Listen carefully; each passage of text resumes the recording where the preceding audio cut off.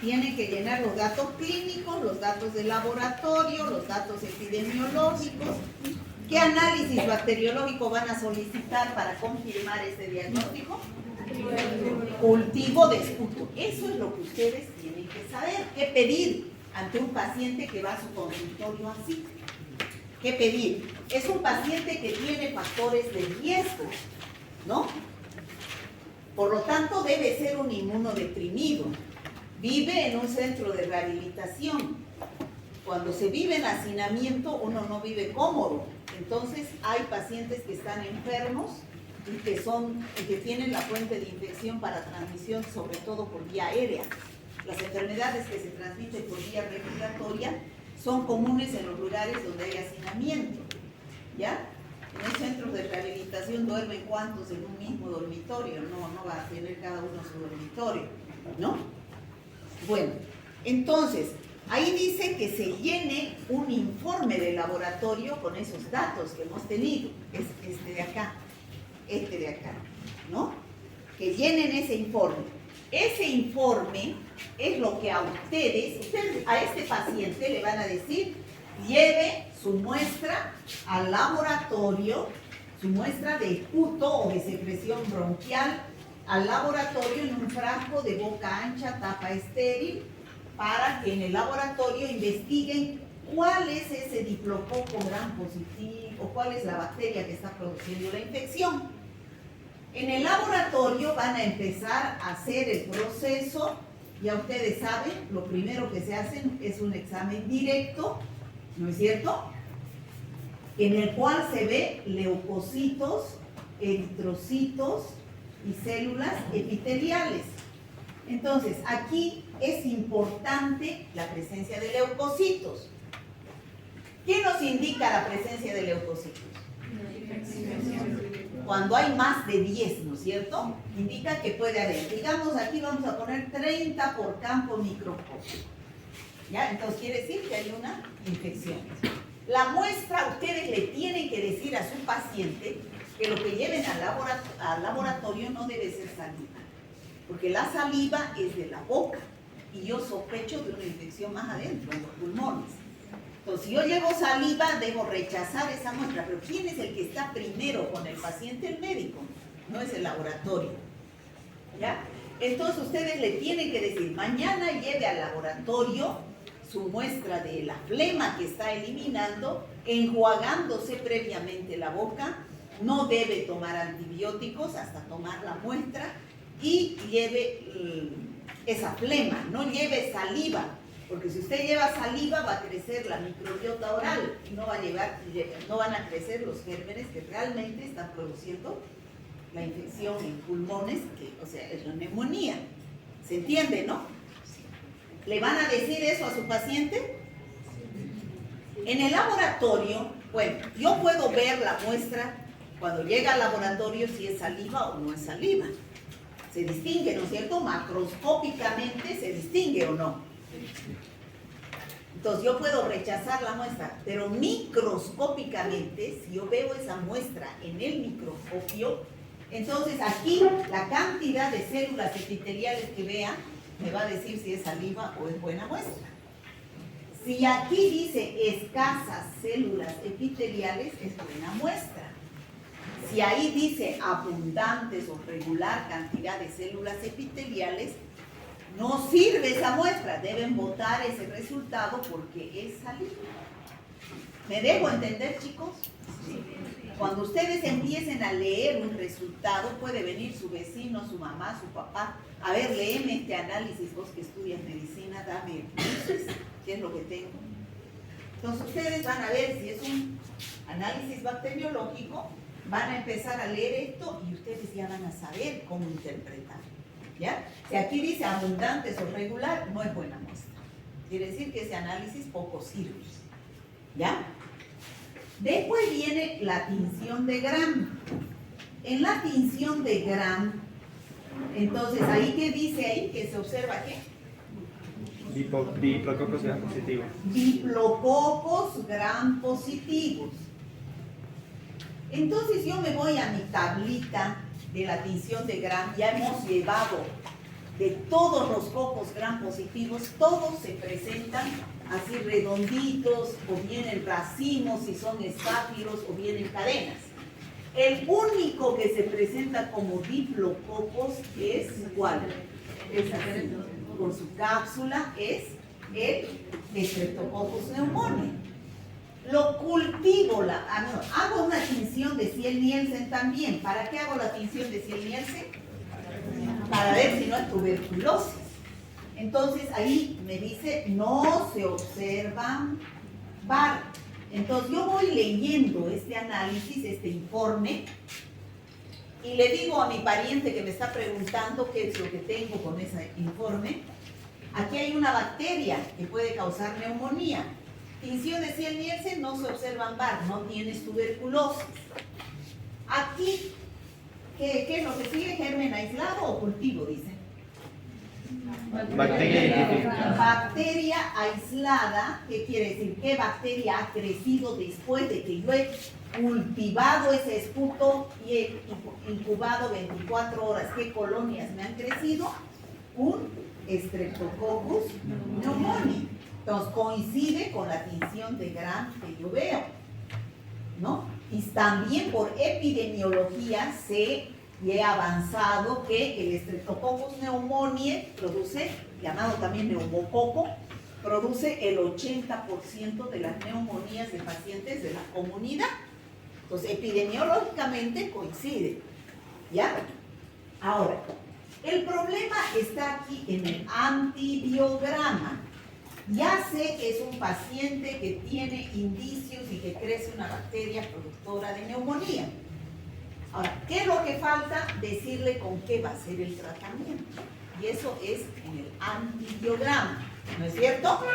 Entonces, en el antibiograma, aquí voy a escribir aquí ya, antibiograma, yo tengo que informar cuáles son sensibles y cuáles son resistentes, ¿ya? ¿Cómo es lo que se hace en el laboratorio para saber eso? La colonia que crece aquí tengo que sembrarla, ya ustedes han dado examen incluso de esto. Tengo que sembrarla en otro medio de cultivo y tengo que colocar los antibióticos. Los antibióticos vienen en unos discos. Tengo que colocar mínimo, ustedes han visto en la figura de su guía, mínimo 5 antibióticos en cada antibiograma. ¿Ya? Hay laboratorios que informan 2 placas, o sea, 10 antibióticos, mejor todavía, hay más opción. Nuevamente 24 horas a 37 grados centígrados. Entonces se establece una lucha ¿entre quién? A ver, la señorita de celeste, niña, dime, ¿se establece una lucha entre quiénes en el antibiograma? Entre la bacteria ¿Y quién? el antibiótico.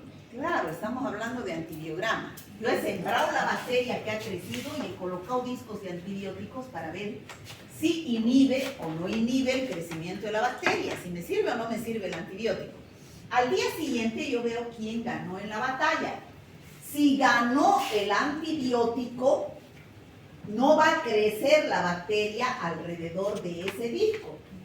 Si ustedes se fijan, yo pongo ampicilina, penicilina, eritromicina, cloranfenicol, gentamicina. Son diferentes antibióticos que tengo que poner al antibiograma. Entonces, si no me crece aquí alrededor del disco, quiere decir que es sensible. Al decir sensible, informo aquí, sensible, gentamicina. ¿Ya? ¿Cuántos no han crecido alrededor del disco? Digamos penicilina, tampoco creció. Entonces, penicilina, ¿ya? Pero crece, la bacteria crece alrededor de la ampicilina, entonces informo resistente. Ampicilina quiere decir que ese antibiótico no puedo dar al paciente porque no le va a curar. Cloranfenicol y eritromicina. Entonces, ¿qué quiere decir? Que tengo 2 opciones para dar a ese paciente. O bien doy gentamicina o bien doy penicilina. Lo que no puedo dar es ampicilina, cloranfenicol, eritromicina. Me estoy inventando los antibióticos. ¿Ya? Entonces ustedes lo que Esto es lo que ustedes van a recibir como médicos. Entonces ustedes ya a ese su paciente ya saben con certeza, ya no tienen un diagnóstico presuntivo, tienen un diagnóstico específico, neumonía por Streptococcus pneumoniae. Y ya sé qué antibiótico puedo darle al paciente para que se cure. ¿Está claro? ¿Sí? Ahora, yo he visto que ustedes han puesto en lo que es aquí antibiograma, han puesto familias de antibióticos. ¿Qué ha puesto usted? A ver, sensible a cefalosporina. Todos han hecho lo mismo, pero los auxiliares se pasan sus diapositivas de uno al otro. Cefalosporinas. Si ustedes se van a las cefalosporinas, son un número más de 50 antibióticos. Cefalosporinas de primera generación, cefradina, cefalexina, cefadroxilo, de segunda, de tercera generación, cefotaxima, ceftriaxona, cefoperazona, ceftazidima, de cuarta generación, cefepime, cefpirome, de quinta generación. O sea, hay un montón de cefalosporinas. O sea, ¿cuál voy a recetar? ¿Qué dicen ustedes? ¿Cuál de todas esas voy a recetar? Voy a poner allí, después de esto yo tengo que hacer mi receta, ¿no es cierto? ¿Alguna vez han visto una receta?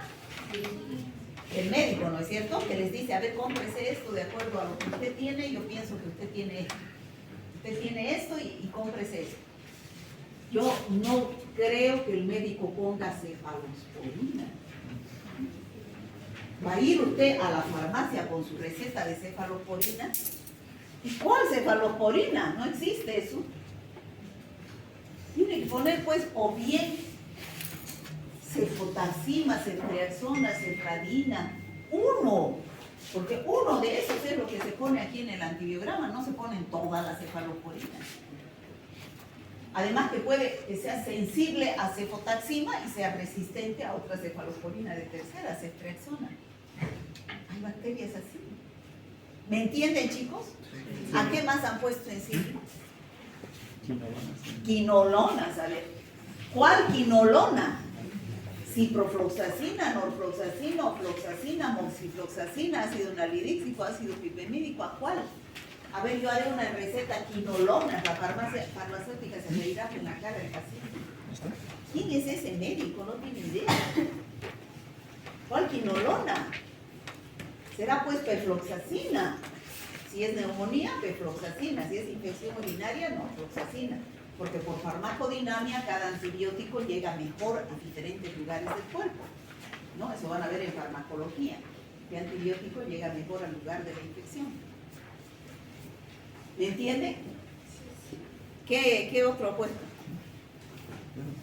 Aminoglucósidos creo que han puesto. ¿Qué aminoglucósidos? Gentamicina, micacina, netilmicina, estreptomicina, canamicina. ¿Cuál de los aminoglucósidos?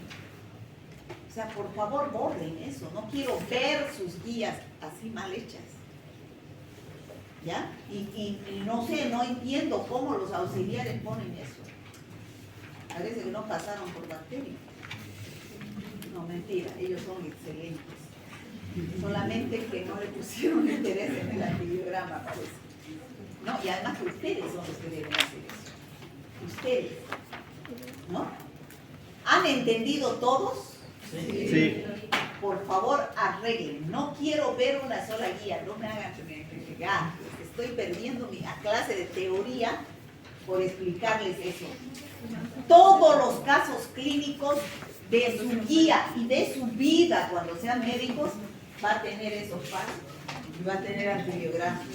Todos los casos clínicos de bacterias y virus. Bueno, de bacterias, porque los virus no se hacen antibiogramas. ¿No? ¿Alguna pregunta, chicos, de esto? ¿Se entiende? Sí. Ya.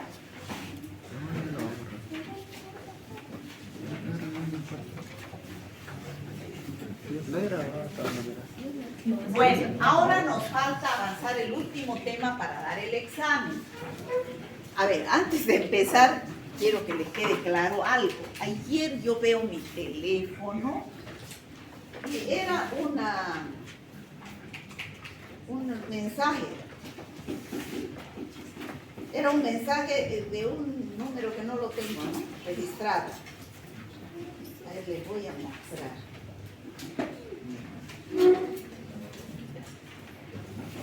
Me pasé a los auxiliares. Ya. Me dice, buenas noches, me dice, ¿no? De repente está aquí el que me escribió. ¿Me puede hacer un favor? No entré a clases ayer porque estaba enfermo. ¿Qué avanzaron ayer? ¿Y qué dijo sobre el examen? Me quedé estupefacta. Así, yo ¿con quién quiere que habla? Le digo, ¿no? Con la doctora Che. Yo le paso a mis auxiliares, ¿será que yo me quedaba en la era antigua donde había un poco de respeto al docente? Les paso a mis auxiliares, les digo, ¿qué les parece? Le digo, a ver, díganme su punto de vista. Le digo, de repente, ahora ya tratan así a los docentes. Yo soy a la antigua, ¿no? Y toditos pues me dicen, súper irrespetuoso, me dicen. Otro me dice, muy desubicado el estudiante. No, doctora, está muy mal escribir hacia los docentes. ¿Qué dicen ustedes? ¿Así tratan a sus docentes? O sea que por favor, chicos, no escriban. Bueno, a mí por lo menos no me escriban particularmente. Cuando a mí me escribe uno así particularmente, yo no le contesto. ¿Ya? Con ustedes no estoy en su grupo, ¿no? Me han puesto a mí a un grupo, no sé cuál sé, creo que es. Pero no nadie, son muy respetuosos, no, ustedes son los que han rayado la pizarra, ¿no? Mejor ni me acuerdo, ¿ya? Pero les comento eso. ¿Qué dicen? ¿Hacen eso? ¿Está bien lo que me ha escrito? No es normal, ¿no? O soy yo que es pasada en el tiempo. En mis épocas, que nosotros íbamos a poder ni llamar ni buscar algo así. Era ley lo que nos ponían. Era ley, o sea, uno iba y no había segundas instancias ni nada. Salía la nota, ya nosotros veíamos en la pizarra, en una hoja ahí, a ver la nota. Si estaban aplazados, fue aplazado, ¿no? No había vuelta para darle. Pero ahora de repente han avanzado, ya sí hay que cocacharle al docente, a ver, estaba enfermo, dime qué pasó, ¿no? No, chicos, no, yo creo que no. Léale un mensaje al grupo C, ahí. ¿Ahí está? Ah, sí fue ayer la clase, ¿con quién pasó? Ah, claro. O sea, yo no tengo el nombre del estudiante, de repente lo ha hecho inocentemente el pobre. No tengo el nombre, pero para que ustedes no actúen así nunca, ¿no? Cae muy mal eso. Yo a él le voy a decir, pero en privado le voy a decir, bueno, de repente el pobre nunca recibió una educación en su casa, ¿no? Que hay que respetar a los docentes, a los mayores.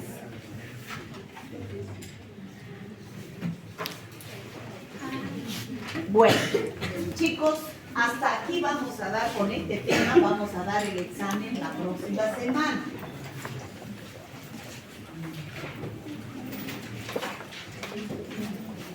Anaerobios. Ya hemos visto bacterias anaerobias. La anterior clase hemos avanzado los bacilos gram positivos anaerobios. A ver, aquí está la clasificación. Esta es la clasificación de las bacterias anaerobias. ¿Qué significa anaerobio? Todo el mundo tiene que saber qué es anaerobio. Nadie puede salir de esta clase si no sabe qué es un anaerobio. A ver, ¿qué es un anaerobio? Usted, señorita, la última, la adivine.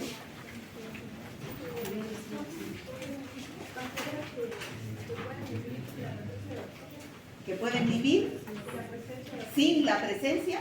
Exactamente. El oxígeno a estas bacterias las mata. Entonces, estas bacterias producen infecciones. Hay bacterias de estas que son microbiota de diferentes partes de nuestro organismo. Todos, a ver, ¿qué es lo que dice Robin? ¿Qué? ¿Va a entrar? Pregúntele a ver.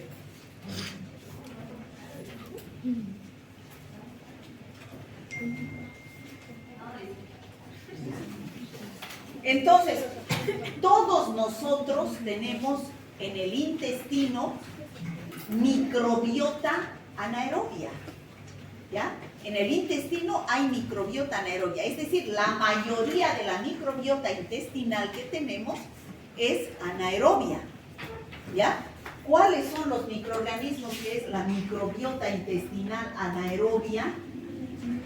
O sea, ustedes saben que el intestino es el lugar que más microbiota tiene, ¿no es cierto? Más inquilinos tenemos en el intestino, ¿no?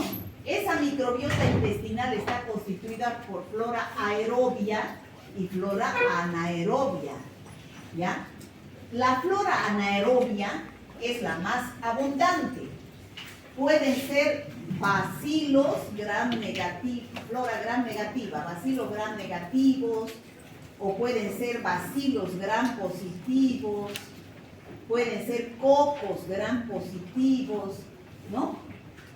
Y de estos bacilos gram negativos anaerobios, los bacteroides, el género bacteroides es el más importante. En cambio, de la flora aerobia, los bacilos gram negativos más importantes pertenecen a la familia de las enterobacterias. Escherichia coli, microbiota, Escherichia coli, Proteus, Enterobacter, Klebsiella, esas son microbiota intestinal, son minoría, la mayoría son estos anaerobios, ¿ya? También hay cocos gram positivos aerobios, como por ejemplo el enterococo, los enterococos fecalis, enterococos faecium, ¿no? Y también hay cocos gram positivos anaerobios, los peptoestreptococos, los peptococos. También hay bacilos gram positivos anaerobios, que es el género Clostridium, ya hemos dicho, que está en el intestino del hombre y de los animales. Por eso es que en la tierra hay gran cantidad de esporas y que pueden producir el tétanos, el Clostridium tetani, o el botulismo, el Clostridium botulinum, o la gangrena gaseosa, el Clostridium perfringens, ¿no es cierto? Y otras enfermedades. Entonces, toda esta flora es microbiota, ¿ya?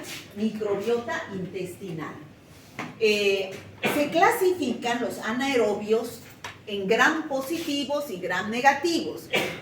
Dentro de los gram positivos ya pusimos los cocos, peptococos y peptoestreptococos. En cambio, en la flora aerobia, que es la que tienen ustedes en su tablita, ¿cuáles son los cocos gram positivos aerobios?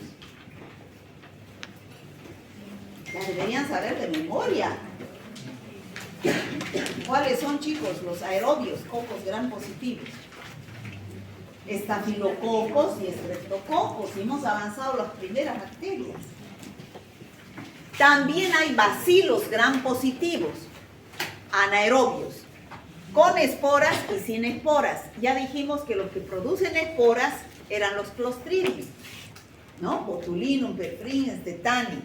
Y sin esporas hay Actinomyces, Eubacterium, Propionibacterium. Entonces son anaerobios, bacilos gram positivos, anaerobios sin esporas. Pero también anaerobios gram negativos, ¿no? Cocos, como la Veillonella, cocos gram negativos, como la Veillonella.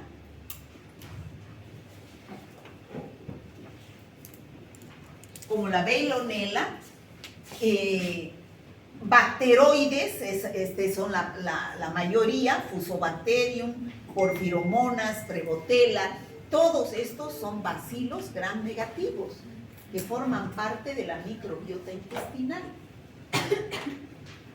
También forman parte de la microbiota oral de la boca. ¿Ya? Entonces, ¿qué es lo que vamos a hacer en esta clase? Vamos a empezar a describir los más importantes de estos anaerobios. Vuelvo a repetir, en la anterior clase ya hemos visto estos gram positivos que son el clostridio. ¿Me he dejado entender? Bueno, entonces, como dijimos al inicio, ¿qué son los anaerobios? Son los que viven sin presencia de oxígeno. El oxígeno los destruye, ¿no? Por eso en las infecciones de la piel y tejidos blandos, cuando es una bacteria anaerobia, uno de los tratamientos es instilar oxígeno, ¿no es cierto?, para destruir a la bacteria. ¿Se acuerdan? Bueno. ¿En qué lugar se encuentran estos anaerobios formando parte de nuestra microbiota? En la piel, el Propionibacterium. En el tracto respiratorio pueden haber gram positivos, gram negativos, sobre todo en la boca, ¿no? En el intestino es donde mayor cantidad, vuelvo a repetir, los bacilos gram negativos anaerobios, que son los bacteroides, ¿no? Bacteroides, hay un montón de especies, pero el Bacteroides fragilis es el más frecuente. ¿Qué es lo que va? Hasta en la vagina existen anaerobios, los lactobacillus acidófilos, ¿no? Como microbiota. Estamos hablando que viven normalmente, ya sea en comensalismo o mutualismo. ¿Me dejo entender, chicos? ¿Sí? Ya. Entonces, vamos a describir no solamente a los que, bueno, aquí ya están los que son normales para nosotros, los que forman parte de nuestra microbiota, que conviven con nosotros. Pero a nosotros nos interesa desde el punto de vista médico, cuáles producen infecciones, ¿no? ¿Cuáles son los que producen infecciones? ¿Y por qué producen infecciones? O sea, ¿cuáles son los mecanismos para que estas bacterias produzcan infecciones? Igual que de cualquier bacteria. Evaden la respuesta inmune del huésped, ¿no es cierto? En inmunodeprimidos más fácilmente la bacteria va a producir infección. Se adhieren a las superficies de las células a través de ¿qué estructura? Se adhieren las fimbrias, el glicocálix que pueden tener. Producen toxinas y enzimas que dañan las células, ¿no? Las toxinas y enzimas que producen estas bacterias producen daño en las células. Y además, otro mecanismo de patogenicidad es el sinergismo con el que actúan. Yo no hablo una palabra nueva sin explicar, sin estar segura de que ustedes saben lo que estoy hablando. Y eso yo peleo con los auxiliares. Vienen y dan su clase, ta. Yo me siento ahí atrás y les digo, pregúntenle si saben qué es sinergismo, por ejemplo. ¿Saben? Es trabajar en equipo. Trabajar en equipo, excelente. Trabajar en equipo. Por ejemplo, en antibióticos, ¿les han hablado de sinergismo? Por ejemplo, yo soy un paciente que tengo neumonía.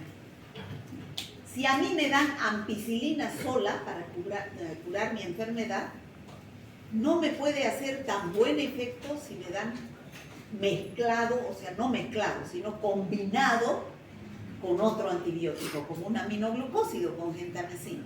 Hay sinergismo entre aminoglucósidos y betalactámicos, ¿no? Para potencializar la acción, como dice, trabajar en equipo. Si a un paciente le ponen ampicilina y gentamicina, va a surtir mejor efecto que ponerle ampicilina sola o gentamicina sola. Eso es trabajar en equipo, ¿no es cierto?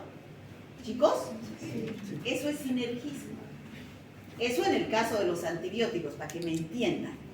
Ahora, aquí estas bacterias también actúan en sinergismo con las aerobias. Cuando hay bacterias aerobias, sobre todo, por ejemplo, aquí en la boca tenemos bacterias aerobias, una cantidad. ¿Qué hacen esas bacterias aerobias? Le preparan el terreno para que las bacterias anaerobias proliferen. ¿Y cómo le preparan el terreno? Si son aerobias, ¿qué necesitan?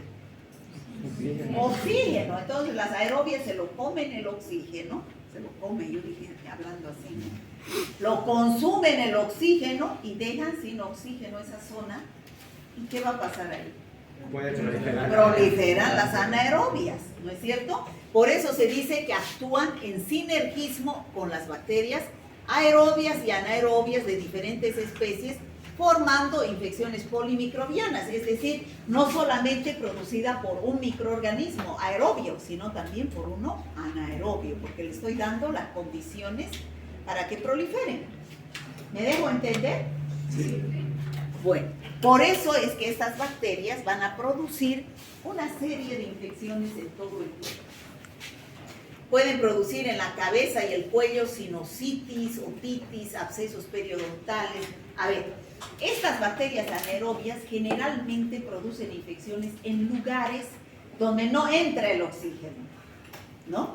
Los abscesos, por ejemplo, están bien cerrados, abscesos cerebrales, abscesos pulmonares, también cerrados y no hay entrada de oxígeno. Entonces ahí aprovechan estas bacterias de proliferar.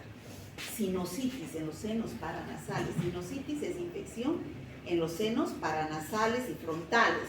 Se llenan de pus. ¿Por qué? Porque ahí no hay oxígeno y las bacterias causantes son las anaerobias. En los pulmones, en el abdomen, chicos. El intestino, ¿qué hemos dicho? ¿Cuál es la mayoría de su microbiota? ¿Qué tenemos todos nosotros en nuestro intestino que conviven y viven de nuestras comidas y de todo? ¿Qué he dicho? La microbiota. ¿Pero cuál microbiota tenemos la mayoría? Anaerobia. Anaerobia, ¿no? Los bacteroides, generalmente. Anaerobia. Y dentro de la aerobia, las enterobacterias, Escherichia coli, Klebsiella, Enterobacter, todas las demás. Entonces, chicos, si viene, por ejemplo, un traumatismo, ¿saben lo que es traumatismo, no? Me tiran un cuchillazo, digamos, ahí en el abdomen, me perforan el intestino, o me están operando de la vesícula, o del apéndice, y el médico se le va el bisturí y me perfora el intestino. ¿Qué va a pasar? ¿Qué va a pasar si se perfora el intestino? Sale materia fecal a contaminar un lugar totalmente estéril con toda esa microbiota. ¿Y esta microbiota será normal en lugares estériles? No. Entonces, ¿qué va a producir? Infecciones intraabdominales, peritonitis, la más importante. Y eso lleva a la muerte, ¿no? Peritonitis. Es lo más importante. Por eso en pacientes que han sufrido perforación de intestino hay que batallar con antibiótico y antibiótico para que esas bacterias que han salido, es materia fecal, que ha salido del lugar donde es su hábitat, al lugar totalmente estéril, donde no deberían estar, pueden producir la muerte del paciente, ya por la sepsis. Abscesos de piel, tejidos blandos, celulitis, todas esas infecciones producen los anaerobios. ¿Qué características tienen estas infecciones producidas por anaerobios? Producen exudados malolientes. La gangrena gaseosa es una infección producida por el Clostridium, que es un anaerobio. Son malolientes, producen generalmente, cuando son infecciones en piel y partes blandas, en superficies próximas a las mucosas, ¿no? Infecciones relacionadas con el uso de aminoglucósidos. Se dice que los aminoglucósidos son antibióticos que requieren mucho oxígeno, ¿no? Y al requerir mucho oxígeno, entonces dejan ese lugar donde están actuando con poca cantidad de oxígeno, favoreciendo la proliferación de bacterias anaerobias. La boca de los perros, de los gatos, de los animales, tiene microbiota oral anaerobia. Entonces, si muerden, hacen dos cosas. Uno, dejan un trauma, una puerta de entrada, y dejan saliva, y esa saliva es llena de microbiota. Entonces, por ahí ingresan estas bacterias anaerobias para producir infecciones de piel y partes blandas. ¿Ya?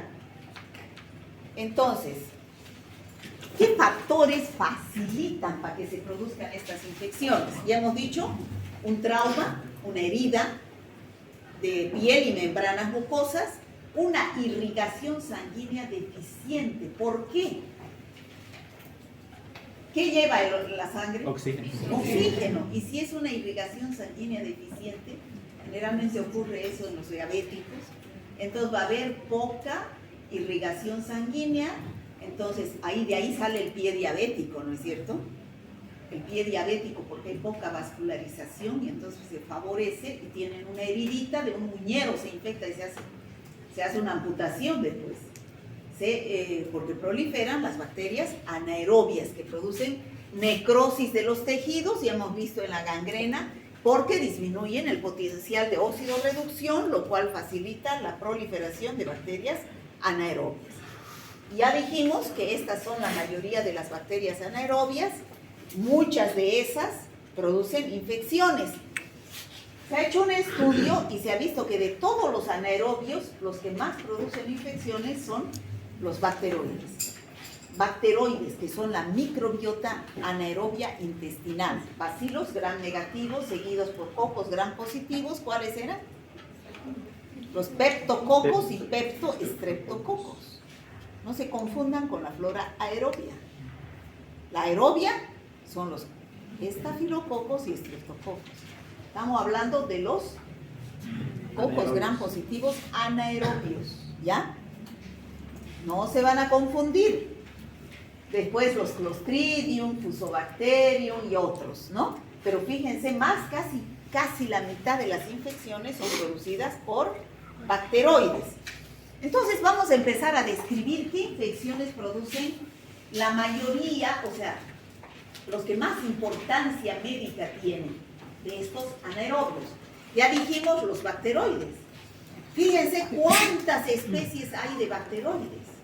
Cerca de 14, no se van a aprender de memoria eso, ¿ya? Que me digan el Bacteroides fragilis, es el más importante, eso sí, el Bacteroides fragilis. Son microbiota no solamente del intestino, también son microbiota de la boca y del aparato genital femenino, ¿no? Entonces son microbiota del aparato genital femenino. Ustedes saben que el útero es estéril, ¿no es cierto?, de una mujer. ¿O hay microbiota en el útero? No, es estéril. Pero ¿qué sucede cuando una mujer se hace un aborto provocado en un lugar donde no utilizan instrumentos estériles? Esta microbiota anaerobia ingresa a través de esos instrumentos no estériles al útero y puede producir una sepsis, ¿ya? Y esos pacientes llegan en las últimas a la maternidad ya con sepsis y se mueren, ¿no? Y después echan la culpa a la maternidad que ahí se murió, y no, es porque se hicieron esas prácticas abortivas en un lugar donde no utilizaban material totalmente estéril y introducieron a lugares no estériles como el útero microorganismos anaerobios. Bueno, bacteroides frágiles, dijimos, el más frecuente, ¿no es cierto?, en infecciones por anaerobios. ¿Qué infecciones produce el bacteroide fragilis? Abscesos. Ya dijimos que los abscesos, cuando están cerrados, es punto blanco de proliferación de gérmenes anaerobios. ¿Por qué? Porque no puede llegar el oxígeno. ¿Qué otras infecciones producen? Ya dijimos que su microbiota es microbiota abundante en el intestino. Puede producir abscesos cerebrales, pulmonares, infecciones intraabdominales. ¿Por qué infecciones intraabdominales? ¿Por qué, hijita? ¿Por qué? Porque se encuentra en el intestino. Ya. Se encuentra en el intestino, pero ahí está cerradito. Puede haber Una perforación. Por cualquier causa, un trauma, ¿no? Que puede dejar libre a toda esta microbiota y producir infecciones intraabdominales, intrapélvicas, peritonitis, ¿ya? Entonces, abscesos y infecciones de la cavidad abdominal es lo más frecuente. ¿Gracias a qué? ¿Cuáles son sus factores de virulencia? Tienen fimbrias, por lo cuales se adhieren, invaden, porque tienen propiedades hemaglutinantes, porque producen la destrucción de las células, la lisis celular, producen enzimas que tienen acción tóxica, como las fosfolipasa, colagenasa, heparinasa, que actúan hidrolizando células, Y las toxinas, como enterotoxinas, que producen diarreas en recién nacidos y también tiene cápsula. Todos esos elementos tiene el Bacteroides fragilis para producir infecciones, como factores de virulencia. ¿Qué significa factor de virulencia de una bacteria? Características que lo hacen más patógeno. Eso, así me gusta que hablen ya con propiedad, que lo hacen más patógeno. Yo al principio cuando vine les decía que le hace más mala a la bacteria, ¿no es cierto? Entonces, para que ustedes me entiendan, pero ya poco a poco tenemos que ir mejorando nuestro lenguaje, ¿no? O sea, ya no pueden ustedes hablar igual que sus compañeros de colegio que estudiaron Derecho, que están estudiando Derecho, ¿no? Ya ustedes tienen que mejorar. Ay, yo soy feliz cuando mis auxiliares les escucho hablar tan lindo, ¿no? Ya ellos están en quinto, cuarto, quinto año, ya ese léxico es diferente, pero yo vengo y les digo, explíquenles qué es eso, porque ya ellos piensan que todo el mundo sabe lo que ellos saben, ¿no? Entonces yo les digo, explíquenles, a ver, ¿entienden ellos qué es eso? Y se quedan ahí con la boca abierta y ni le preguntan. Ustedes tienen que preguntar lo que no saben, lo que no entienden, si no se van a quedar con la duda. Y esas lagunas cada vez se hacen más grandes, no tengan vergüenza, pregunten, ustedes recién están. Yo no sé si en primer año habrán llevado algo de terminología médica. ¿Han llevado? ¿Nada? ¿Qué llevan? En anatomía tengo la fe. Claro, pero ahí es de memoria, ¿no? Bueno, el peptoestreptococos es el segundo en frecuencia, ¿no? Es un foco gran positivo anaerobio, el peptoestreptococos, que produce abscesos cerebrales. Aquí esta es un absceso cerebral, ¿no? Donde proliferan porque hay falta de oxígeno. Género Prevotella. ¿Qué es la Prevotella? La Prevotella es una bacteria gram negativa donde existen varias especies. Tampoco les voy a exigir que se aprendan en todas esas especies. No son muy comunes. ¿Y dónde se encuentran todas estas especies de Prevotella? En la boca. Es por eso que producen abscesos dentales, periodontales, ¿no? Esto más les interesa a los dentistas. Se pueden encontrar en la vía respiratoria alta. ¿Qué quiere decir? En el oído medio, en los senos paranasales, produciendo sinusitis, infecciones periodontales. ¿Qué son periodontales? De las encías, ¿no es cierto? En las encías, cuando la raíz del diente queda descubierto y ahí se forman abscesos. Entonces hay que ir donde el periodoncista, se dice, ¿no? De la vía respiratoria baja pueden producir neumonías, abscesos pulmonares, empiema pulmonar, que son acumulaciones de pus en los pulmones, o infecciones generalizadas que a través de la sangre, produciendo bacteremia, pueden ir a otros órganos como el aparato urinario, producir abscesos cerebrales, inclusive llegar a los huesos y producir osteomelitis, ¿ya? Esas son infecciones del género Prevotella. El género Fusobacterium también es importante, no tanto como el Bacteroides, pero también es importante. Es microbiota de la boca, del tracto gastrointestinal y genitourinario. Si ustedes se dan cuenta, todos estos anaerobios están en el intestino, en la boca y en el tracto genitourinario, sobre todo el aparato genital. Del Fusobacterium está el Fusobacterium nucleatum, Fusobacterium alosi, sulci. El más importante, el Fusobacterium nucleatum. ¿Por qué? Porque produce a nivel del aparato respiratorio superior una enfermedad llamada angina de Vincennes. ¿Ya? Esa es la que produce el Fusobacterium nucleatum. Eso es lo que les decía, que estas bacterias anaerobias, esto es, por ejemplo, este paciente necesita un periodoncista. ¿Por qué? Porque la raíz, fíjense, no está dentro de la encía, está descubierta. Entonces, esto es causa para... ¿Por qué es esto? Porque hay infecciones que se producen aquí en las encías y la mayoría son producidas por anaerobios, ¿no? Se forman abscesos.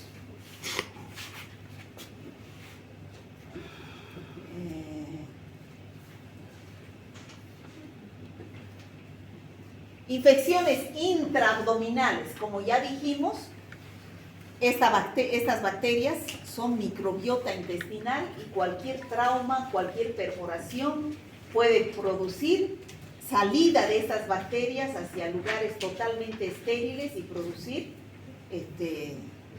abscesos, peritonitis, infecciones intraabdominales. Bueno, ¿y cómo hacen cuando sospechen ustedes de estas infecciones? ¿Qué cuidados deben tener? Mucho cuidado, chicos, ustedes van a ser médicos. Saben que estas bacterias producen todas esas enfermedades. Entonces, pueden sospechar como diagnóstico presuntivo si ven una necrosis de un tejido, pensar en un Clostridium.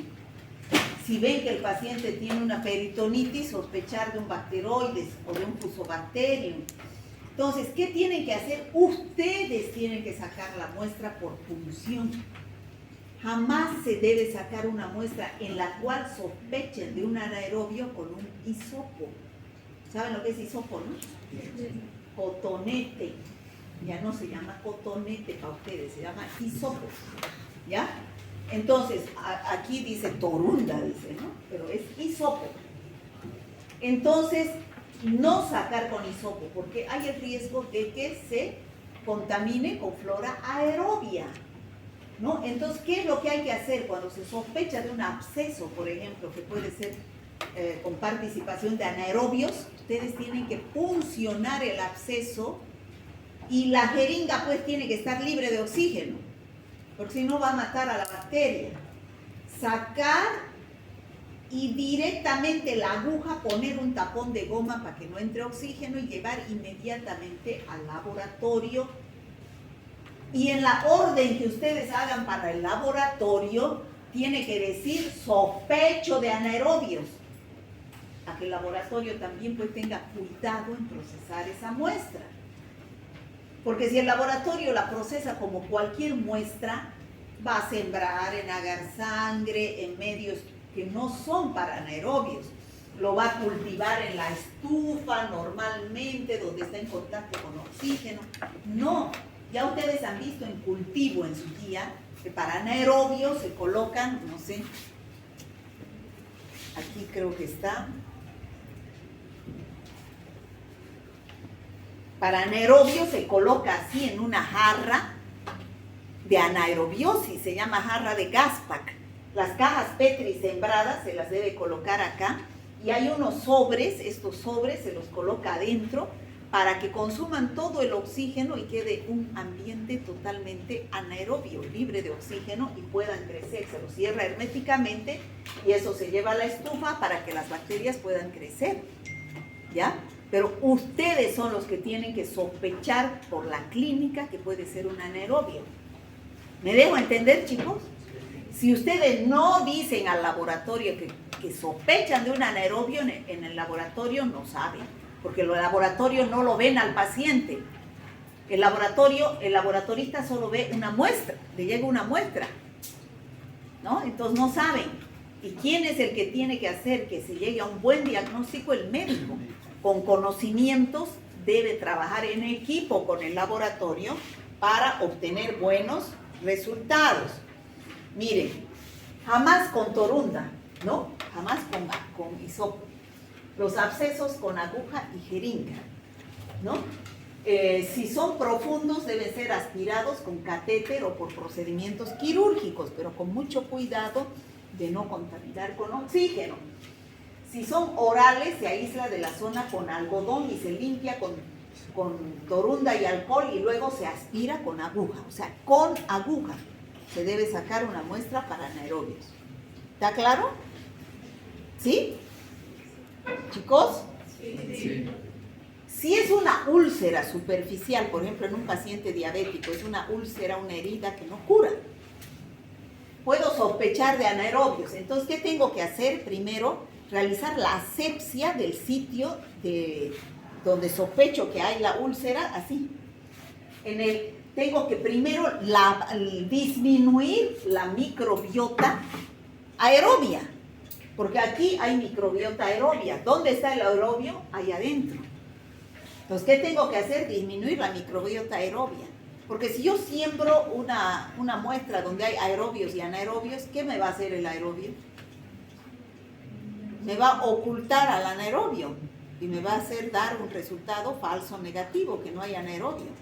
Entonces yo tengo que dar, ustedes qué es lo que tienen que hacer, primero realizar la asepsia de la herida para disminuir la carga de microbiota aerobia, ¿no? Con aguja. Ahora, si ustedes sospechan, ¿para qué? Ah,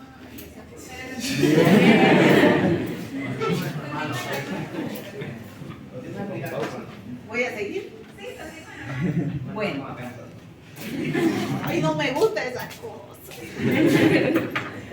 Bueno, chicos, y cuando ustedes sospechen que la muestra es anaerobia, entonces deben llevarla lo más rápidamente posible al laboratorio, porque en el transporte de la muestra puede ponerse en contacto con oxígeno, y entonces el oxígeno destruye a la bacteria. ¿Y qué le va a informar el laboratorio? Un falso negativo. Y ustedes no van a poder hacer su diagnóstico. Entonces, siempre que sospechen, deben entrar en contacto con el laboratorio para que les diga las condiciones en las cuales se va a trabajar para recuperar el anaerobio y poder hacer el tratamiento adecuado, ¿no? Ya hemos dicho que se debe sembrar en esas jarras Gaspac. Luego vamos a ver en la tinción de Gram los diferentes gérmenes anaerobios. Utilizamos medios selectivos. No se siembra en cualquier medio de cultivo, por eso ustedes en su orden tienen que decir cultive anaerobios, para anaerobios. No se siembra en cualquier medio de cultivo, se siembra en medios para anaerobios, ¿ya? Agar sangre para anaerobios. ¿Y cuál es el tratamiento de estas bacterias bacterias anaerobias? En primer lugar, hay que hacer una cirugía, ¿no? Sacar el tejido muerto, el tejido necrosado. ¿Por qué dijimos que se debemos sacar? ¿Por qué? ¿Por qué debemos sacar el tejido muerto? ¿En el tejido muerto hay circulación sanguínea? No hay. ¿Y qué se lleva a través de la sangre? Oxígeno. ¿Y el oxígeno qué es lo que hace? Destruye a las bacterias anaerobias. Entonces, si es que sacamos el tejido muerto, entonces estamos facilitando que nuevamente vuelva la circulación sanguínea, ¿no? Y entonces no proliferen las bacterias anaerobias. Cámaras de oxígeno hiperbárico, o sea, ya saben que el oxígeno las destruye a las bacterias, y los antibióticos para anaerobios. ¿Han escuchado hablar del metronidazol? Sí. En parasitología, ¿no es cierto? El metronidazol se utiliza para la Centroameba coli, histolítica, para las tricomonas vaginalis, también se utiliza para parásitos, pero también es un antibiótico específico para anaerobios, el metronidazol, además de los carbapenem, imipenem, meropenem, las amoxicilinas, la piperacilina, para anaerobios, ¿no?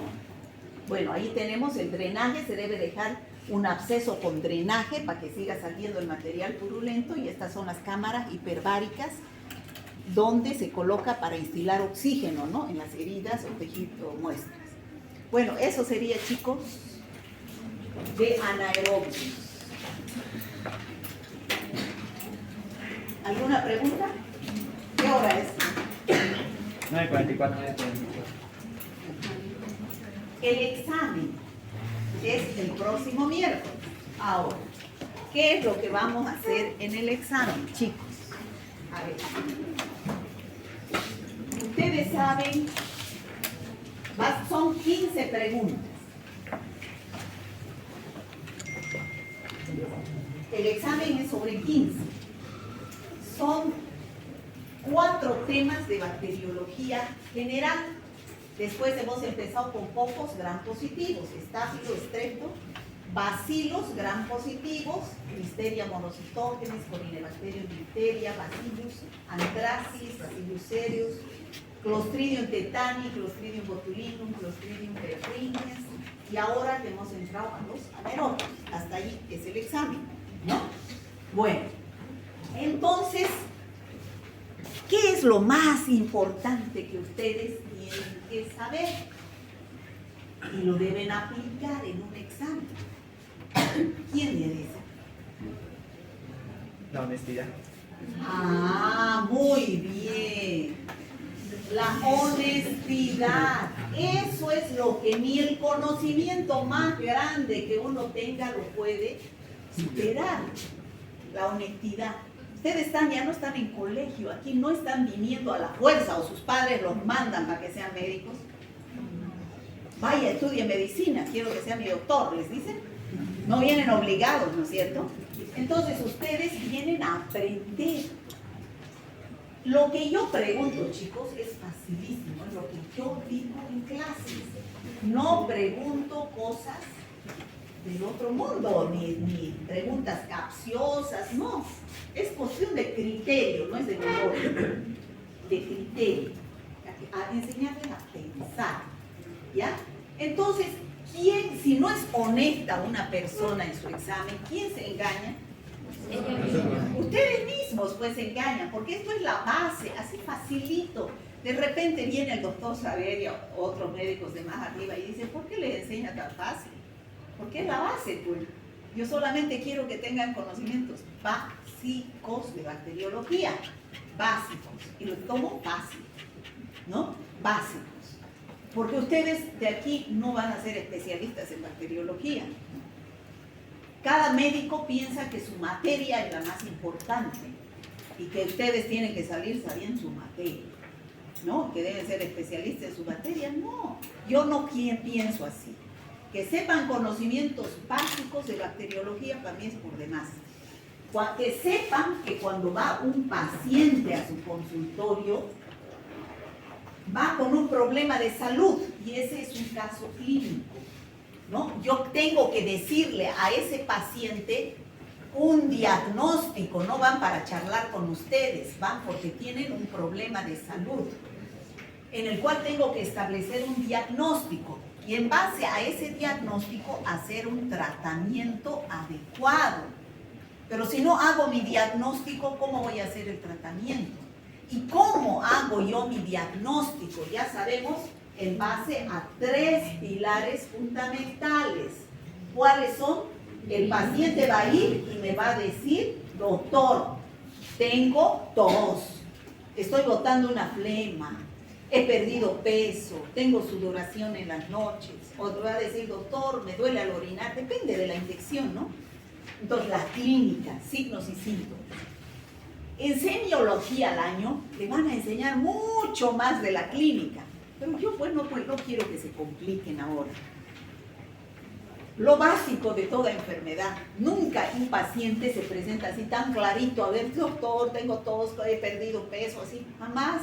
Siempre hay otras cosas que nos hacen pensar en que, porque cada paciente es un mundo diferente, reacciona de diferente forma, ¿ya?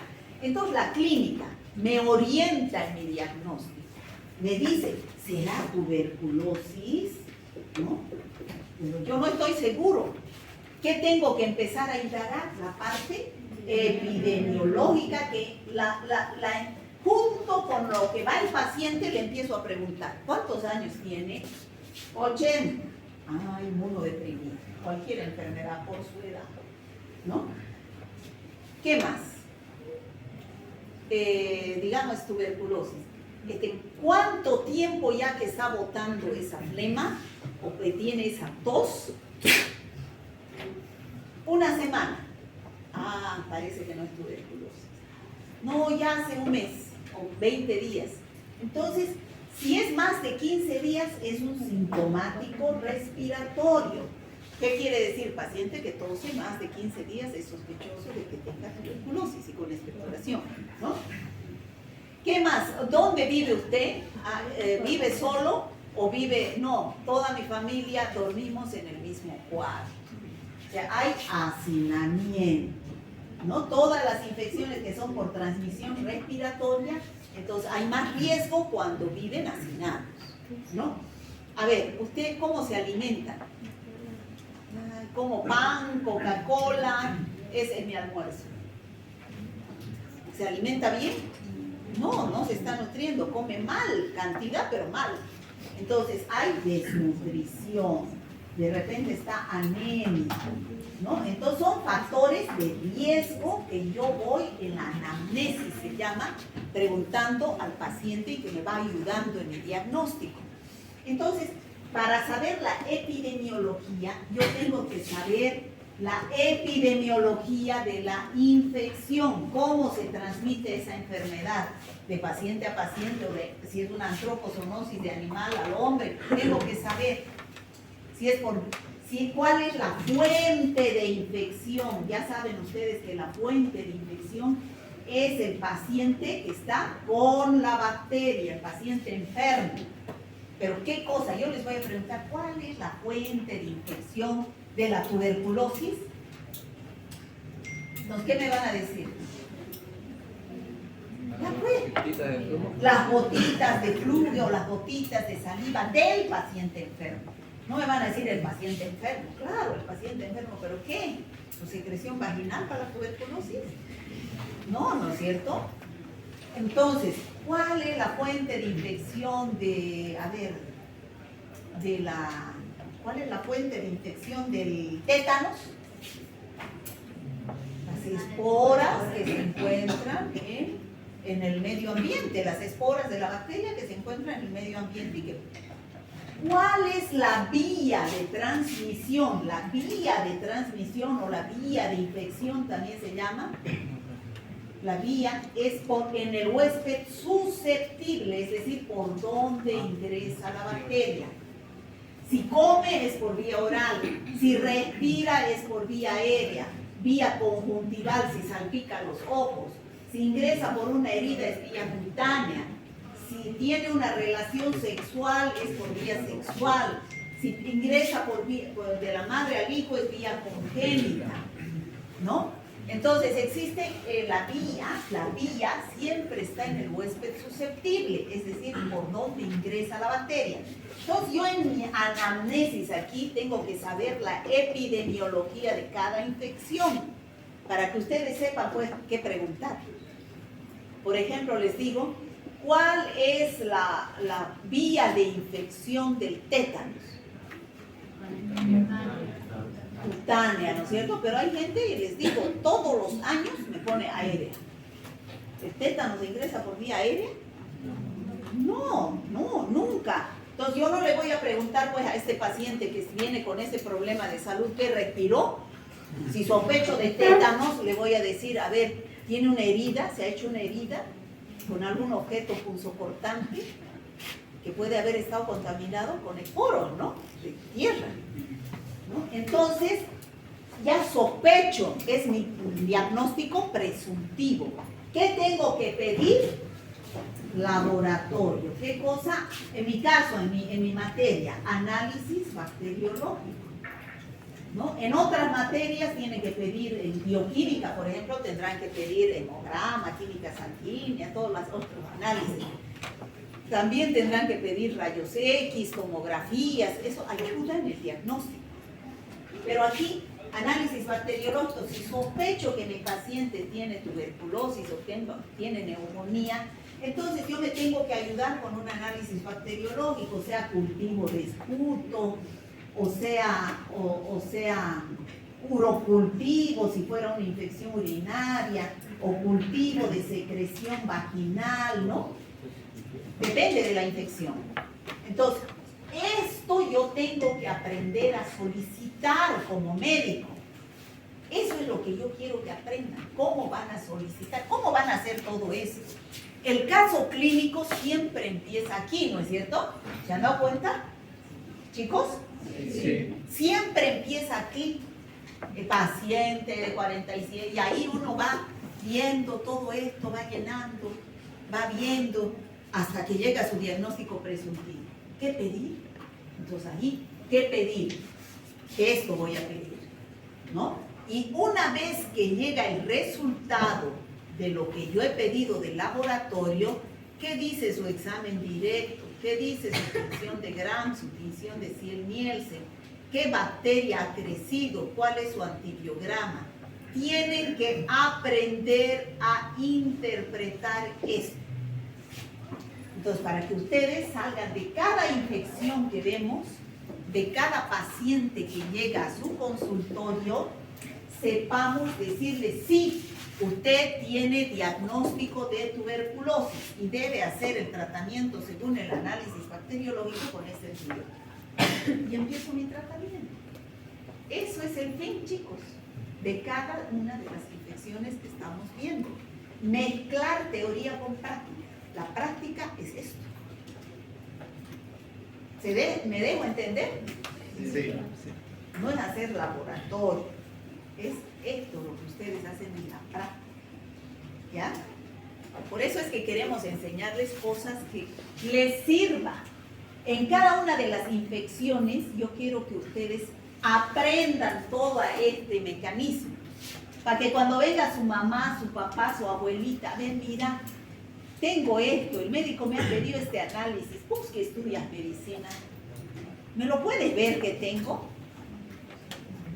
Yo quiero que ustedes adquieran esa competencia de interpretar análisis de bacteriología. ¿Ya? Ese es el fin, chicos. O sea, y todo eso se logra con honestidad. El día del examen no quiero nada de barbijos, porque no van a hablar. Las chicas con su cabello no así, con colita, porque en la época de la pandemia, como todo el mundo venía con barbijos, solo venían a dar exámenes, chicos.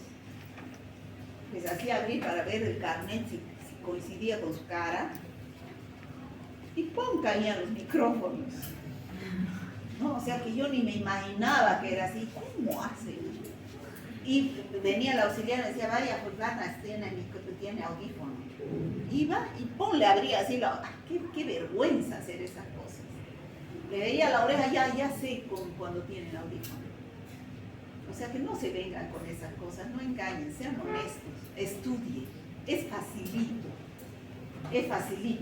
estudien, les va a servir. No engañen, no me engañan a mí, se engañan ustedes, porque después quedan lagunas para las demás materias. ¿Ya? Bueno, chicos, nos vemos el